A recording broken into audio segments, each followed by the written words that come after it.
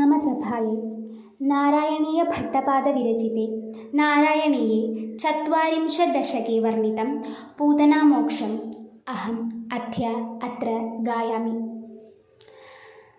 तदनु नन्दममन्दशुभास्पदं नृपपुरीं करदानकृते गतं समवलोक्य जगाद भवल्पिता विदितकंससहाय जनोद्यमा।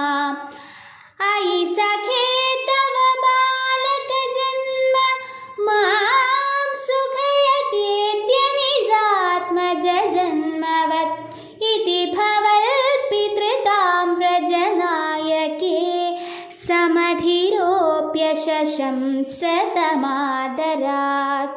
इह च सन्ध्यनिमित्तशतानि ते कटकसीम्निततोलघुगम्यताम् इति च तद्वचसा व्रजनायको भवदपायभिया द्रुतमाययौ।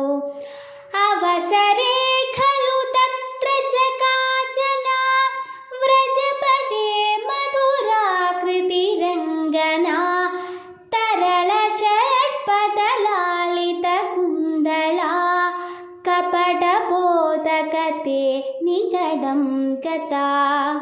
सपदि साहृतबालकचेतना निशिचरान्वयजा किल पूतना व्रजवधूष्विहकेयमिति क्षणं विमृशतीषु भवन्तमुपादते। ललितभावविलासहृदात्मभिर्युवतिभिः प्रतिरोधुमपारिता स्तनमसौ भवनान्दनिषेदुषी प्रददुषी भवते कपडात्मने।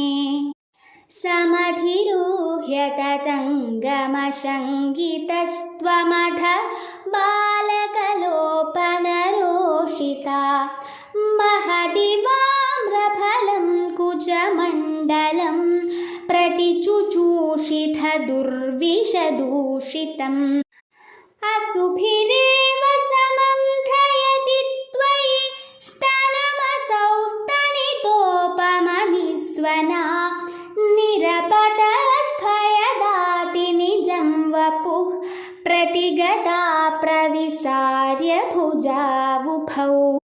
भयदघोषणभीषणविग्रह श्रवणदर्शन मोहितवल्लवे व्रजपदे तदुरस्थलखेलनं ननुभवन्दमगृह्णत गोपिका।